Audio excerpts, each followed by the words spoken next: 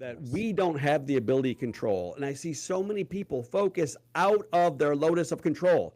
Why would you spend your Mm, mental energy focusing on things you can't influence? Focus on the things you mm, can. Become the best version of yourself now. Manage your consciousness. mm. Live with intention and be kind to each other. Help each other. That's the world I want to live in. And we can create that right here, right now. Welcome to Career Coaching Secrets, the podcast where we talk with successful career coaches on how they built their success and the hard lessons they learned along the way. My name is Davis Wynn, and I'm the founder of Purple Circle, where we help career coaches scale their business to $100,000 years, $100,000 months, and even $100,000 weeks. Before Purple Circle, I've grown several 7- and 8-figure career coaching businesses myself, and have been a consultant at 2 career coaching businesses that are doing over $100 million each. Whether you're an established coach or building your practice for the first time, you'll discover the secrets to elevating your coaching business. Welcome to Career Coaching Secrets Podcast.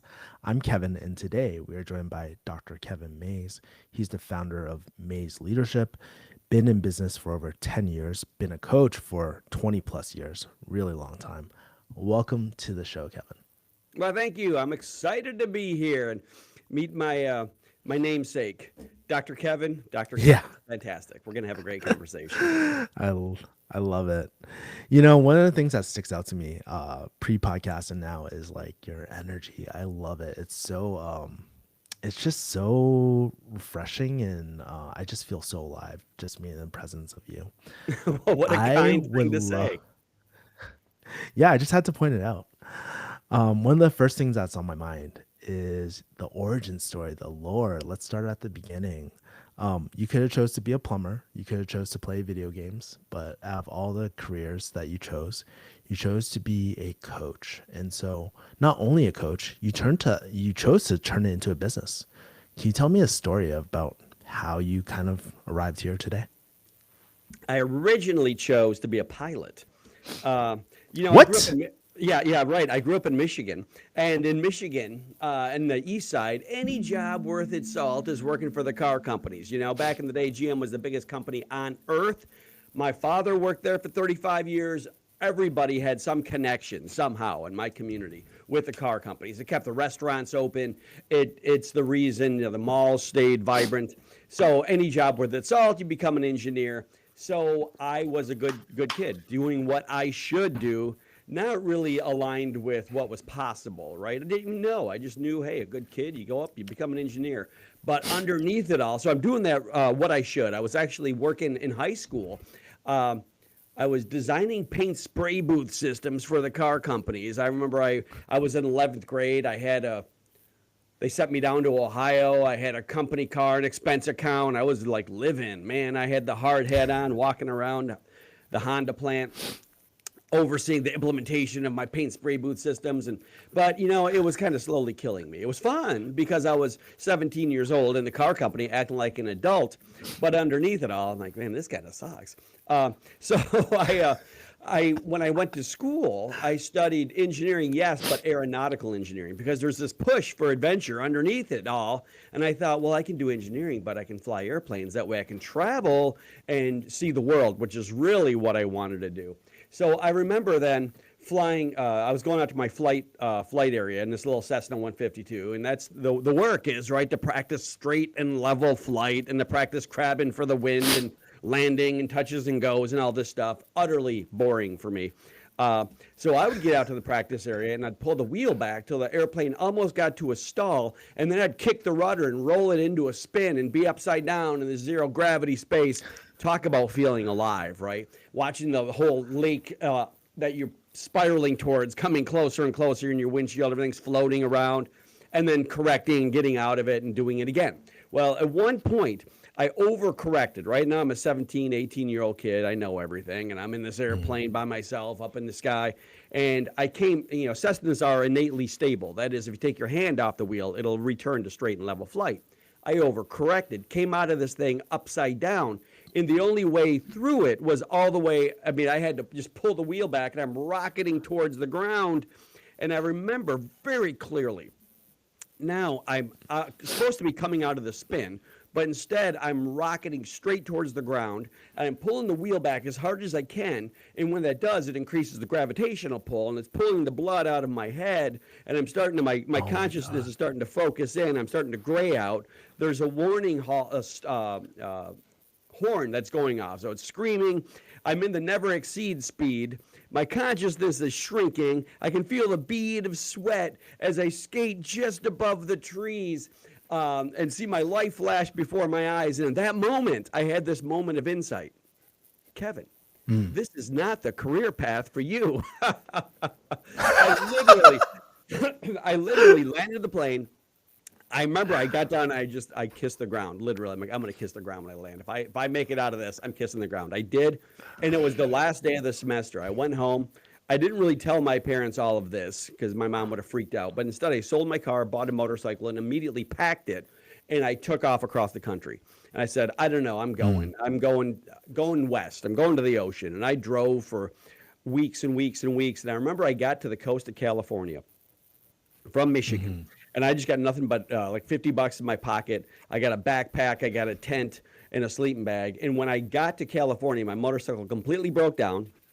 I completely ran out of money.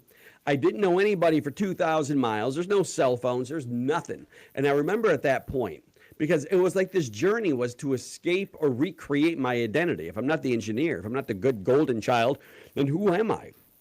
And I just remember when I left the Great Lakes, seeing my identity in the rearview mirror, and I got to I'm on the coast of California, and now I have absolutely nothing.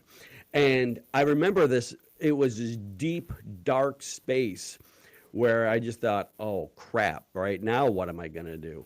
And then I remember sitting there, and it was a rainy day, and I'm just south of Monterey, south of Carmel, California, and I'm in my little pup tent, and I'm overlooking the horizon, and I'm sitting here blankly, empty for like an hour, and watching the sky moving. And at one point on the horizon, this flash of lightning must have been 5 miles off from the cloud to the water. Zap, hit the ground, hit the water, and something it like ignited something in me. And this realization, like, wait a minute, this is all a game I play. This is all up to me. I get to choose. And it put me on a deep path where I recognize that, it's with my thoughts that I create the world that I live in. And it all came back to understanding my cognitive framework. And it's amazing. That cognitive shift that happened in that moment, within a day and a half, I had a house in the hills in California with a hot tub overlooking the ocean on the backside of Pebble Beach Golf Course. How does this stuff happen? It doesn't happen when you embed yourself in the logic that you created, but it happens, in my mind, when you rip the blinders off and step boldly into the present moment. And so it's so funny because the school, when I almost killed myself, well, the school also invited me not to come back. So I was kicked out of school, and now I'm on the coast. I have nothing. And it's funny, then when that bolt of lightning in my brain happened, I realized, I don't have to do anything. I can do what I want to do. And I went back to school because what else am I going to do? After the summer, after I spent my time in that amazing situation that fell on me, and I just started studying what I wanted. And I remember all the next year I studied one semester, all geography, and then all political science, and then all economics, and then all philosophy, and then all English. And I ended up graduating with like 3 majors and 2 minors. I have all this different stuff. I thought, man, this is the good stuff. You can study what you want. You don't have to do what you should. You can really express your energy in the world. And I ended up kind of going to grad school I spent really literally 12 years in college. Because it allowed me to not grow up.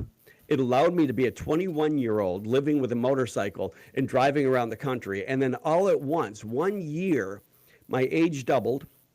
I got a house. I graduated. I got a house. I got a wife. I got a dog. I got a car. I grew, and my age doubled overnight. I went from 21 to 42, and suddenly I'm like, oh crap, I got to act like an adult. But I started working as a psychotherapist for about 10 years. And then I started coaching. I started applying all these concepts, which I'm kind of a self-awareness junkie, right? I mean, I spent a lot of time in meditation centers trying to understand consciousness. I researched that for different graduate studies, studied meditation and leadership, and started applying that more and more to the organizations I was working with, and eventually fell into a consulting firm down in North Carolina where I was doing executive coaching within a bank and with all their clients. So it kind of put me on the pathway to helping. You know, it's interesting. When back in the day, I ran treatment centers, drug and alcohol treatment centers, and I Oh wow. recognized at that point that my God, everybody could use some help on the pathway. There are those, but only certain people get it, right? People who are embedded in addiction get it, but also I realize that there's pockets that have some depth in industry. You know, they pay for executive coaching, and along the way in my journey, I was doing like social intervention training kind of stuff, and I had this realization that you can change the system from outside, or you can change the system from within. It's all a choice. And so I decided to change from within, bringing a lot of intensive meditation concepts, although I don't use that language when I do coaching, but just self awareness, presence, intention, and vision into the work that I do. And for me, it all starts with how I live. It starts with me. And that's what I teach leaders. You have to lead yourself first. When you learn how to lead yourself, understand and master your own consciousness, then you become a force that can create an effective team in a high performance organization. Man, you're quite the storyteller, by the way. I was like, it was like, oh my God, is he? Well, obviously, I know that you don't die because you're here talking to me. But it's really I was on interesting. the So, edge, I'll say that, and it definitely like woke me up. It was like this deep thing that's kind of squashed my identity, and I'm like, oh, you know, it's like right on the edge when you just feel this piece of you ripped away. Like, okay, this is not who I am. But the neat thing is, it's like what I've recognized is that who we think we are, that identity is nothing more than a system of neural pathways that we develop early on, right? It's like the survival skills that I learned when I was 3, 5, 7, 10 years old that got laid down as my brain was creating a million neural connections a minute. So it's great. I learned to survive, but it also formed this self concept that I attach myself to. And as I attach myself to that self concept, it's at once the secret to my success, but it's the greatest limiting factor because then it's my comfort zone and it's what I keep doing even if it doesn't get the results I want. So letting go of that for me is the big work. And it's like learning how to be out of your comfort zone and destroying the comfort zone. Because humans, you know, we're so hedonistic. We do what feels good. We move towards what feels good and away from what doesn't feel good. It's like, how do you interrupt that pattern? yeah, I really relate to that too because I was telling you my story about like being a drug dealer in the past, a pharmacist, and when I shifted into the YouTube or head of sales role with like my favorite creators like Ali Abdal, um, it felt like a death. It felt like that ayahuasca death that people were talking about. And as you're crashing the plane, I was like, oh yeah, this is probably how a lot of people feel like when they do like plant medicine and stuff like that too. And so one of the things I'm very curious about is like, seems like you're doing kind of the inner work. These new neural pathways were kind of forming. You were kind of doing this executive coaching for a bank and other things. What led you to kind of want to turn this into your own practice, though? I'm very curious. Like, what was that transition like? Yeah. So it was interesting. When I worked, we were a wholly owned subsidiary of a large bank, but there's only four of us consultants. And we took the bank through the recession 2006, 7, 8. We took the bank from a mid-sized regional bank to one of the nation's top 10. And I remember the CEO saying, it's not a surprise, and it's not just dumb luck. It's because we're teaching conscious leadership. It was the stuff I had a strong hand in helping the bank make decisions that were intentional, non-reactive, they were aligned with the vision to really help the individuals, the bank executives, master their own conscious intention. Well, it was so went off while banks were folding, the Fed was tapping this bank to absorb them, to continually grow and grow and grow, which they did. And it became so effective that the CEO decided to change the donation arm of the bank away from the Ayn Rand Institute out in California, the pursuit of pure capitalism, and the Atlas Shrugged and the Fountainhead, and there's a whole institute out there. They moved their donation from that into what they called the Leadership Institute that they created, and literally invested $40 million in this institute. It was phenomenal.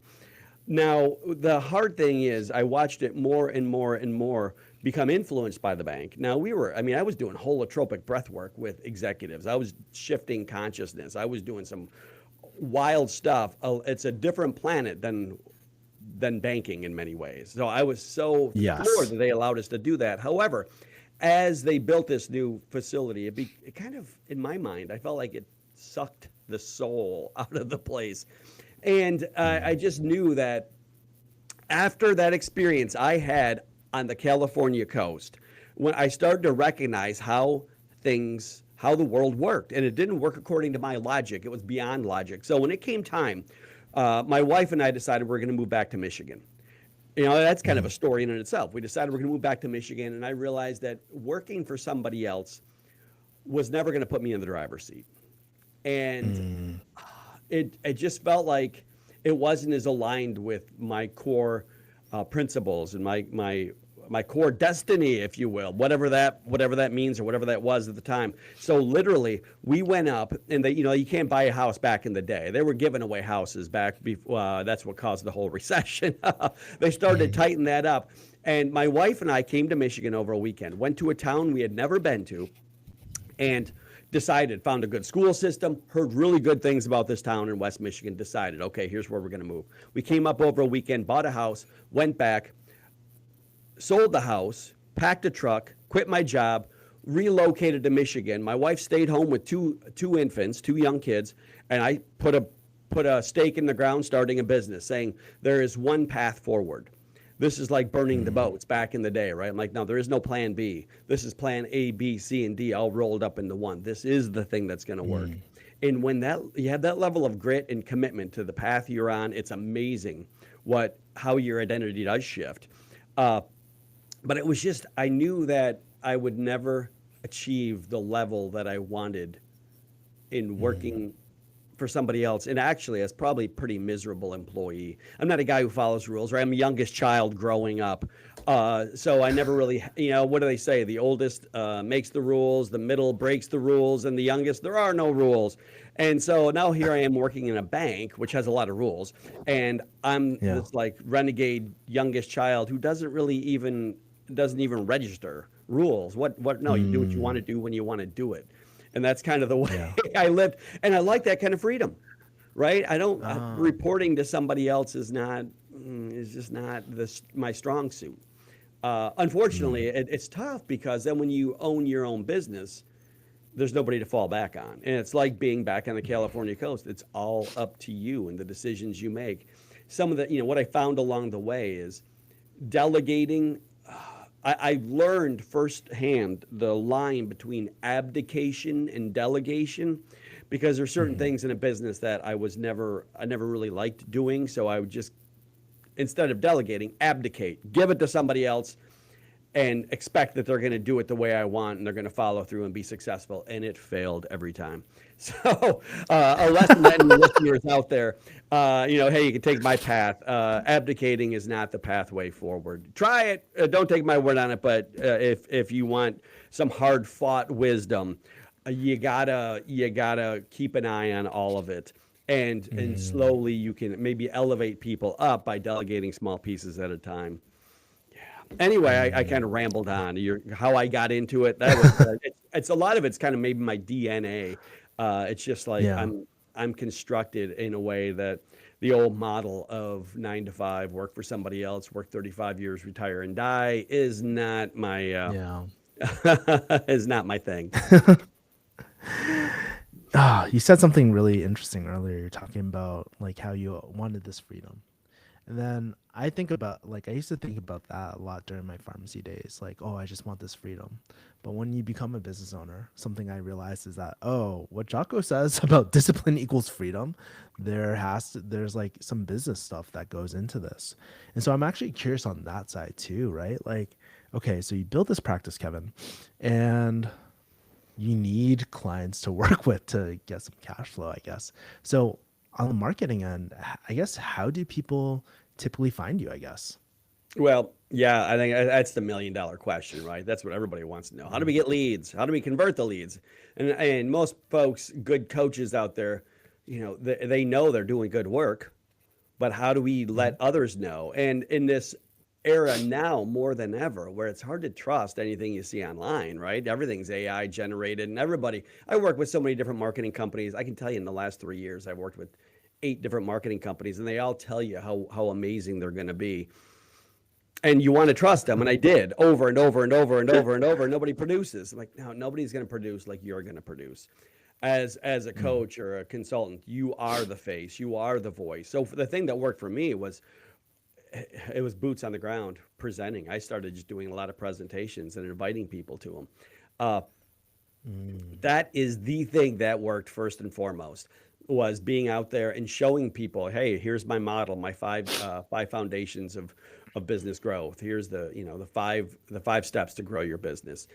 And then from there, I could show, I get business owners in a room, and I know what the struggles are. I'm a business owner. Oh my goodness, you're wearing 27 hats at once, and you don't have structure, and you're scrambling from one thing to next, and you're making a lot of money, but you have no idea where it goes because you feel like you're broke all the time. I get it. Let's try to create some control. So part of it was, I presented at the Chamber of Commerce. I presented at the Rotary Club, at the Lions Club, at all the BNI clubs I could get my hands on. And then I started putting my own flyers and put together stuff on Eventbrite. I remember one time, Bravo, the restaurant, they had a little conference room. And so I bought lunch for 40 people, filled the room. That was my thing. And it was worth, lunch was like, back then, it was like, I don't know, 8 years ago, $10 a person, 15, $20 a person. Okay, I paid $400 or $500. I got 3 clients out of it. Whoa, yeah. 3 clients out of a $500. Man, I would pay for that any day. But then what I started finding happening, I came back to Michigan with a commitment to work locally with small businesses. But some of my old clients started calling me back up.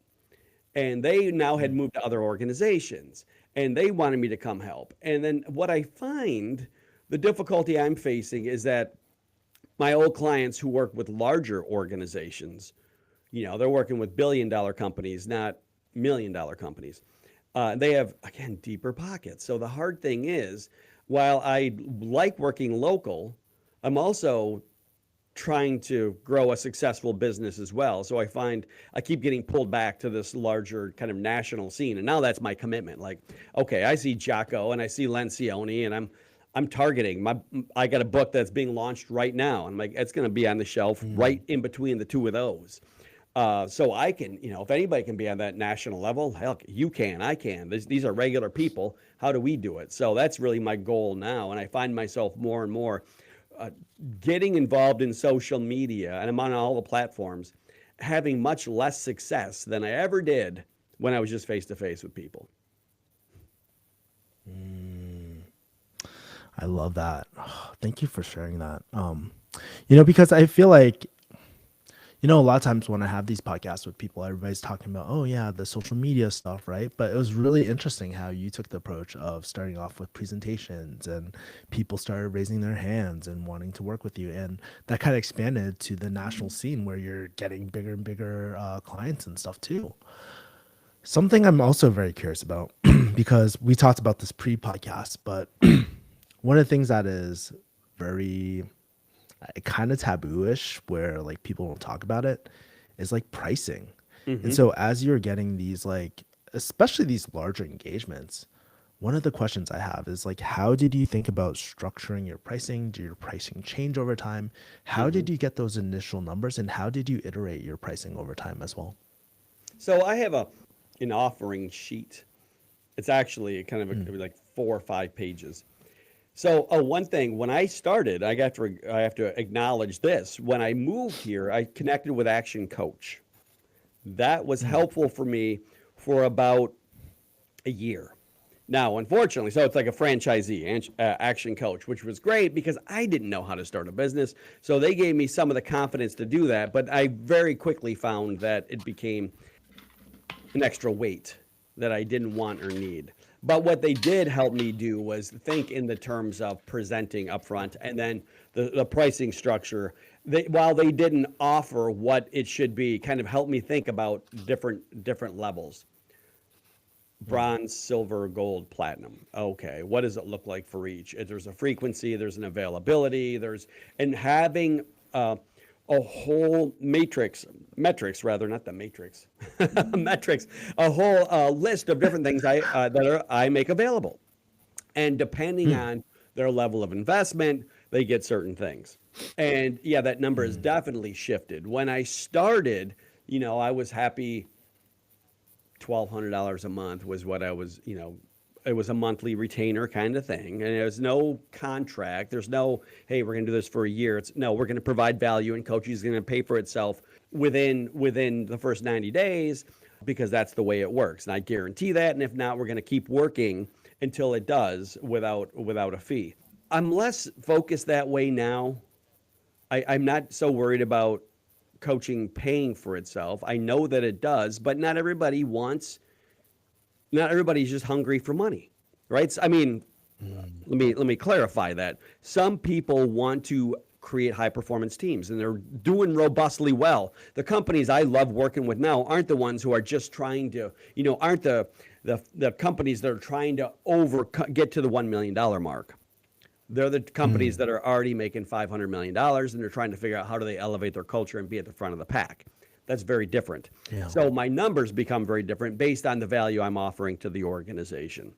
And I mean, I was looking last night actually at my structure, and it was something like starting point of 2,500 up to 10,000 a month, something along those lines. And what do you get? You get a partner. I am your partner to grow your business. Now, that being said, right, I bring a lot to the table. Not only do I understand leadership, I remember in grad school, I was the guy who always, we had one point in my life, I did, it was called contemplative psychotherapy, and it was all cohort model, and it was all group dynamics. And I became the guy who always would step up when there was an opportunity to facilitate the group. And that was every week. Other people shied away from it. Well, I used all of that, and now I apply it to executive teams. They have models for executive team performance. How do you create an executive team? What's a culture look like? I have a lot of models for understanding conscious leadership, and what are the 4 steps to actually show up as a true executive, and then a lot of business acumen that I gathered along the way as well. So it's not, I don't feel like it's a stretch. I bring that value to an organization, and I become, for a lot of businesses, I describe it as I'm like a member of your board.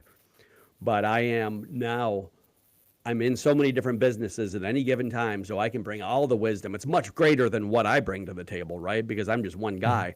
But having my head in 15 different businesses at any given time, I get to see what they're all doing.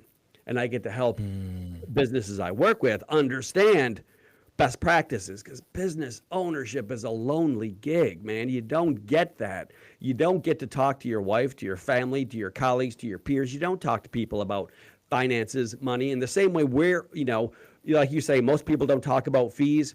Yeah, we don't. We learned in our culture, you don't talk about money. You certainly don't talk about how much money you make at Thanksgiving with your siblings, your family, your friends. It's like this taboo subject. It's the craziest thing. And so business owners don't know how they're doing because they don't talk to anybody, and they don't think about, that's what I love, providing that environment where we have to talk about that. It must be laid on the table so then we can understand your revenue isn't end all and be all. Let's look at profitability. Let's look at margin of your individual products. Let's look at how you distinguish yourself in the market so that you can get a premium. So you're not just competing on a commodity, but you're actually differentiating yourself in a way that allows you to elevate and offer something special. So, yeah, money. One thing I do want to touch upon before we move on to the next section, you mentioned like knowing your value, and as you're speaking, one thing that I was very very curious about is like, okay, you're working with these 500 million, was it million or billion? I can't remember. Anyways, it was a really large number. what do these kind of people find valuable? You're mentioning the dynamics of like having a thinking partner and just talking, but I'm kind of curious the elements that this type of ICP like finds really, really valuable. Okay, can you say the question one more time very concisely and loudly? I can't hear you real well. Oh, sorry. What I was saying was like you mentioned adding value to your this particular like to your clients, right? What are the elements that they find really, really valuable working with you? You mentioned elements of like having a thinking partner or being able Hmm. to like speak to you about certain issues, not their wife or whatever, right? And Yeah. so I'm kind of curious if you could break down more of the valuable Absolutely, things that you absolutely. provide. For me, the starting point, and this is again the new book I got coming out called Lead Yourself First. Before you can lead an Mm, effective team, before you can create a highly productive business, before you can create an effective culture in your business, you have to lead yourself first. So a lot of it is learning to turn the attention inward to understand how your consciousness works. And in doing so, I have so many clients right now who through this process, they show up mm, differently. They feel like they're transforming their lives. And it doesn't just show up at work, right? Because if they're leading themselves, mm, they're leading their lives, they're leading their relationships with their spouses, with their family, with their colleagues, with their peers, and they're different entrepreneurs. They're different executives. They're stepping fully into their executive presence. And that's just not terms I mm, throw out when I say executive presence. There's actual practices that I take them through that help them show up. So, what I find when I work with people, they're promoted more quickly.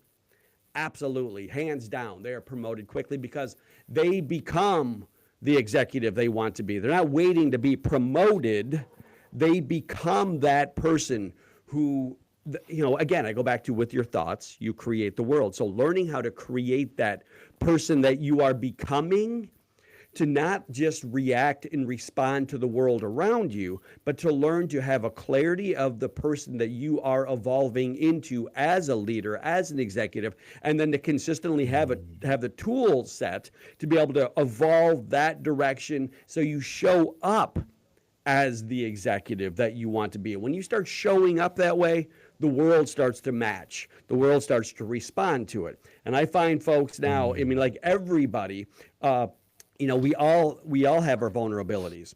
We all have those moments when the world provides some proof that we're not good enough in our own head. And learning how mm, to set that boundary so you don't take on your perception and personalize it. I've watched I'm thinking of one individual I've worked with who's on this roller coaster of the self doubt that creeps in. He's a very high mm, level, large organizations, well, both a financial officer and a technology officer, right? And they still struggle with their own mm, ghosts. And it's not about letting go. It's not about pretending like the ghost isn't there. This is what I think trips us up. Is most people want to get rid of this stuff, this self doubt. mm, And for me, it's more about becoming whole and embracing that and recognizing it's nothing more than a set of patterns you adopted early on. Because you came into the world a mm. feral little human and you quickly learned that that wasn't okay, right? So we learned that we're not okay in our natural state. And we learned to be okay is to behave a certain way. And now that becomes the Mm. role we learn to play. And we're still playing that role 30, 40, 50 years later. No, no, no, no, no. That's the Yeah. comfort zone. And we learn when we step out of the comfort Mm. zone, we don't please everybody, we start to feel guilty. Or if we're not the one who takes everything on ourselves, then we're not good enough in our own head. So I've worked with too many founders who that's what they do. Their detriment is that they get everything done themselves. And then they bring Mm. on top industry leading individuals who stay for 6 months and leave because they say, what do you need me here for if you're going to tell me exactly how to do it? I'm a 4-star general. I'm Mm. used to running battleships, and now you're telling me exactly how to do my job? This is ridiculous. I've heard people say, I've Yeah. never felt so stupid in my life in working with this founder. So the work is, Mm. it's personal. If you want to grow, if you really want to grow and scale a business, right? There's a methodology and there's libraries full of books to do it. Yes, that's what I help businesses do, but it always starts within. It always starts with uprooting the neurocircuitry or upgrading really the neurocircuitry that got you here, because what got you here will not get you where you want to go. It got you here. Now you Mm. must evolve and change and become the person who can create the business that you want. It always starts with you first. And then the rest of it, right? The fun thing is I love that because it's like planting the seed, and then nurturing the seed and stewarding it over time, and then creating the systems and processes, creating the high performance team, creating the organization mission, vision, values, and then you can nurture this whole system that thrives. So I'm not sure if I answer your question, but I'm all fired up about going that general direction. Yeah, I love it because, you know, especially in today, right, with like all the Instagram, TikTok, everybody wants to know hacks, quick business hacks and all that. But it's so like surface level where Hmm. how you're saying like what we need to do is build new neural pathways to kind of have this new state of being or this identity shift. And it's been ever all the classic books talk about it, psychocybernetics, all these other there's tons of Hmm. books about it, but they always talk about this identity shift, and I think you hit home on this. And I can't wait till your book comes out because I'm very interested in like your take on it too. So, anyways, speaking about identity shifts, one of the things that is on my mind are your future goals, right? So you've been in the game for like 10 years with this current business. Hmm. Where do you want this coaching business to take you in the next few years? Do you have desires to scale? Do you want to hire more people? Do you have secret dreams no one knows about? Tell me about it. Oh man, I love that question. I came when I first started 10 years ago, it was just, it's interesting working for yourself as a coach versus working for somebody else. It's a different set of numbers that I had to get used to, right? First, I'm trying to survive. And then my first year, I remember I put a an old thermometer on the wall and I created a goal for myself. And every month I'm filling in that goal, right? I got my little red marker, I'm filling it in. I'm like, holy crap, I made more in the first year than I'd ever made in my life. Holy cow. It just kind of blew my doors off, right? And I grew up blue collar, right? And that's what I'm like, hey, a Yeah. $50,000 year is a good salary when I was growing up. And now I'm like, my first year quadrupled that. I'm like, how does that happen? All right, with your thoughts, you create the world. What's the vision I want to create? So, the first 5 years, it was beautiful growth, and I created a really robust place. For me, it was all about being helpful. How can I help the most people? And that if I'm helpful, if that's what's driving me, everything else is going to work out. If I can just get my ego out of the way, stay out of my own comfort zone, do the thing that needs to be done to be as helpful as possible, things are going to work. But after about 5 or 6 years, I kind of plateaued. And it just kind of got, it's interesting too. I had a client or two that weren't my favorite. And I was just kind of like, it's like this, then you're just trying to make a living. And that is not the same as being inspired, right? And then there's almost a little fear that comes in. What if I lose one? And that's, of course, when I first started, I was saying yes to anybody. And now I love it that I'm going to only say yes to people who are going to kind of fill my heart a little bit, right? Who are hungry, who want to grow, who are fun to work with, who are going to do the work and move forward. And now it's like, after, as I mentioned earlier, I had been through, I think, 8 different marketing companies, at least a half dozen in 3 years. Nobody did anything. And I hired staff to do this. And at one point I said, okay, forget it. Obviously, nobody else is going to be able to make this happen. No matter how much expertise they bring to the table, no matter what their system, their process, it's got to be me. So I said, I took, instead of abdicating, instead of even delegating, I just took it all on. So, okay, here's what I'm doing. And I started podcasting. And I started publishing every day, writing every day in a blog. Now I'm publishing on all the social media platforms, and then writing a book. And that was the big one, to kind of get the book out. When I first moved here, I didn't say this. I had written a book, but the company said, you have good news and bad news. The book is your intellectual property. You can have it. I'm like, hell yeah, I can have it. I wrote it. But you can't publish it while you're here. So that kind of made it easier for me when I was in North Carolina to leave that business, because I had this book I had written. They wouldn't let me publish it. So when I moved to Michigan, one of the first things I did, as I'm speaking, then I had this big party, invited everybody to the local brewery, had a big book launch party. The local mayor came, people I didn't even know, right? I'm like, welcome to Rockford, Michigan. It was phenomenal. Now, I'm like, how do I level this up, right? And now we start looking at who are the national players and doing an assessment. What social media are they on? What's their messaging look like? What do their book covers look like? I've been doing this long enough now. I have a lot I can put into a book. So I've got the book coming together, coming out later this year, and that's it. It's like, speaking as well. Do a lot of speaking. event speaking. So it's like, how do I pull this all together? Because I think I get one shot at life. What do I want? Okay, when I started, when I was flying airplanes, I wanted to travel the world. Well, I still want to travel the world, but now I got a wife and kids. Okay, well now let's get the speaking gig in Singapore. Let's get the speaking gig in Dubai. I took my kids to Rome, took my kids to Greece. They're youngsters growing up, experiencing the globe differently. I want them to have a big world view. And I'm still the person I was when I was, when I was 3 years old, when I was forming a million neural connections a minute. I still had this callous disregard for risk, and still want to, that's the thing. What's the next thing? What's the next thing? I have arrived here. We got the house up north. We got a beautiful home in Rockford. I just bought the electric Jeep that I wanted. I'm like, okay, we got all the stuff now. Now, how do we go to the next level? And that's a brilliant question. The thing that I know works, I have to remind myself, it comes back to having clarity of that vision. I go back to first teaching of the Buddha. I've said it twice already. With your thoughts, you create the world. Or in Christianity, what do they say? It all starts with the word. It's all the same. Conceptualization creates realization. Okay, so what is it I want? And my head's been so far down in writing this book that I haven't really even taken time to think about what my vision is, because there's times for vision and there's times for hard work.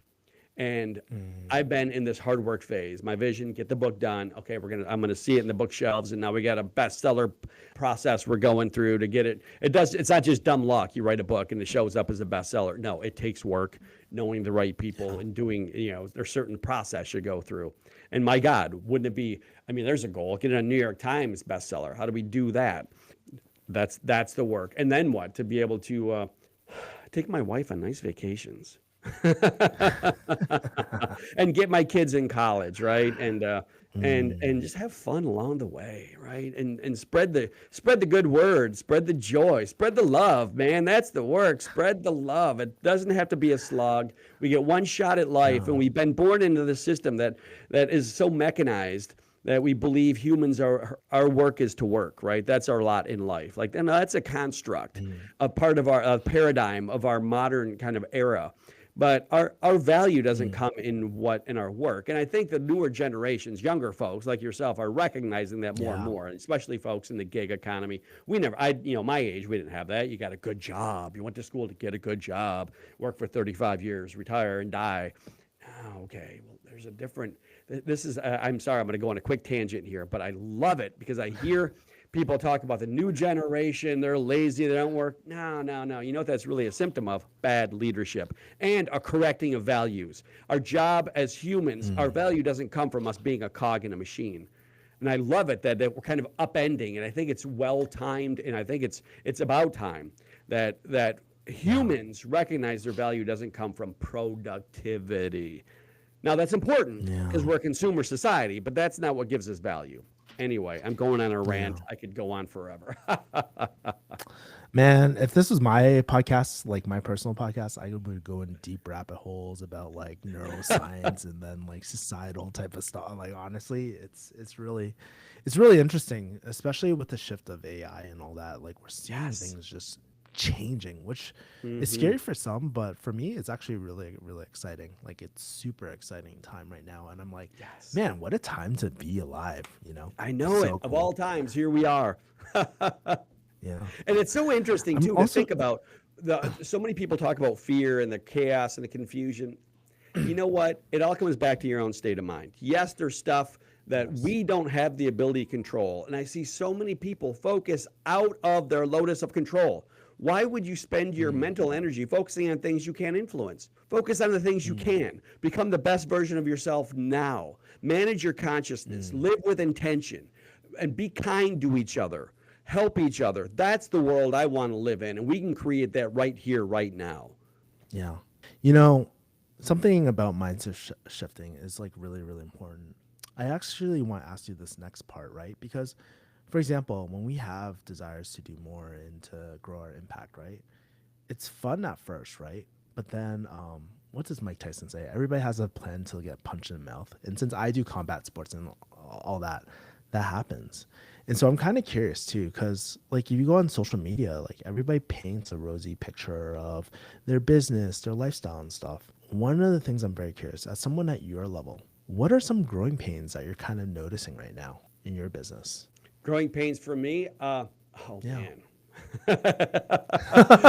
Yeah. It's embracing the pain, right? Part of it is just getting over the illusion of consistency that you are allowed when you work for somebody else, right? There is, and it's all illusion, but there is a future that you can see. And so the growing pain is you're continually, in my experience, stepping out of your comfort zone, continually trying new things, continually in scaling, especially. Like, man, how do you master social media? That is a growing pain. There's so many platforms, and everybody's got the key and how you do it to be effective, to get a million views, to get leads. Man, that is just absolute growing pain. And it's interesting though. While it's a growing pain, it's also, I think of it more like Thomas Edison. It's growing pain. Sure, there's going to be 2,000 approaches that don't work, and you just got to keep moving forward and not lose heart. And I think that's so much of it. For me, to not let myself be my personal value come from the pure result I'm getting in that moment. And it's hard not to be connected, right? Because we want validation. Oh, look at 1,000 people like my video. And then we personalize it as a statement that I'm okay. And then I feel good, right? Drives an emotional reaction, and then I get a swing in my step and I get a swagger. And when I don't get any views, and it happens again and again and again, and my stuff isn't growing, and maybe the pain is when the lack of growth pain, trying to figure out what is the growth path. How do you scale? How do you elevate? How do you get national visibility? For me, it's the lack of growth pain. The growing, hallelujah. Yeah, and you think about, back to your question, what is the overall growth? Wouldn't I love to have a staff of other people? Like I said, business is a lonely place. Absolutely, business owners know that. I'd love to have consultants on board. But I'm not going to bring consultants on board until completely beyond demand, right? I don't have enough supply to offer. And I have, systems and processes that others could be trained to offer them. But it also, I spent, I want to say years, more accurately, months and months and months and months and months in meditation retreats, doing Vipassana meditation, learning to understand how my mind works, how it's connected in my body, how my consciousness works. And so for me, when I talk about it's all pain, life is suffering, right? It's like, how do we allow ourselves to experience that, not run away from it, but to be able to sizzle in our own juice, to be able to be in that moment of discomfort. For me, that's the work. And to be okay not being okay, and that know that there's going to be some angst, and there's going to be moments of emptiness, but the emptiness brings the fullness, and the angst brings the excitement. And it's just this, not for me, it's about being grounded in myself. And that is then to step forward one step at a time, even though I don't really clearly see where the path is, one step at a time. But I have clarity and belief in that vision of where it's going. And then sometimes I take the wrong path along the way and realize, oh, this isn't it. Oh, this isn't it. Oh, there's the growing pain. And a lot of money goes out the window too, right? Spent a lot of money. But I come back to knowing, doubling down in my belief in myself, in educating myself, in becoming better. As old Jim Rohn said, focus on making yourself better. Don't wish the world were easier. Wish that you were better. So there's the growing pain. Wanting the world to be easier. No, the world is the world. In getting better for me is, yes, offering more value, but also not letting myself get tripped up in my own narrative. Continually shedding the narrative and learning how to be present. So growing pain, yeah, it's all pain, man. It's all pain. Oh no. And there's moments of reward. There's some faint glimpses, but you come back and you remember what's important. Remember that I got a wife I love. I got 2 kids who are just awesome. And ultimately one day, right, I'm not going to be here. One day I'll be gone. So why am I getting myself stressed out? One day this journey's over. We all go through the same door at the end of it all. So, okay, how am I going to live? How am I choosing to live along the way? Am I going to be frustrated, angst, stressed out. I mean, it happens, but also recognize that, man, it's a choice. It's all choice. So choose how you want to show up, right? And if Kevin, if people choose to want to connect with you and find you, how can they do that? Yeah, I would say, I love it. I would love to connect with folks. Easy, just go to maysleadership.com, MAYS leadership.com. We have all kinds of free resources, from a vision mastery playbook to help individuals have clarity of their vision. Because if you can think it and believe it, if you can believe it and conceive it, you can achieve it, as the old saying goes, right? Who was that? Napoleon Hill, I believe. So yeah, download the Vision Mastery Playbook. And look, I got a new book coming out, Lead Yourself First, which is what I've learned it's the playbook for creating a life of intention and leading on purpose. So Kevin, Dr. Kevin, I got to say, this is amazing, man. This is like the best way to start my day I've had in a long time. This is fantastic. And thank you, man. This is outstanding. Love to connect with, stay connected with you and anybody who's interested. I'm on all the social media platforms. Go to Kevin at maysleadership.com. Find me there. Yeah, Kevin, you are definitely a unique storyteller, and your stories just pull me in every single time. And you're a really great balance between, yes, you have the business side, but then you also have this like holistic, present inner work side of you too. You're talking about meditation retreats and all that. You don't hear that quite enough. And so really, I just want to thank you today for reminding us to step into a new identity. We get to choose who we want to be in this like next chapter of our life. And so this is my long way of just saying, hey, Kevin, the work that you do is amazing. It impacts people and it matters. So thank you just for coming on the podcast and just being so transparent about what's happening behind the scenes. Thank you so much, Dr. Kevin. Thank you, Dr. Kevin. This has been a real pleasure. I really appreciate it. Be well, be present, be intentional, and choose. That's it for this episode of Career Coaching Secrets. If you enjoyed this conversation, you can subscribe on YouTube, Spotify, Apple Podcasts, or wherever you're listening to this episode to catch future episodes. This podcast was brought to you by Purple Circle, where we help career coaches scale their business to $100,000 years, $100,000 months, or even $100,000 weeks, all without burning out and making sure that you're making the impact and having the life that you want. To learn more about our community and how we can help you, visit joinpurplecircle.com.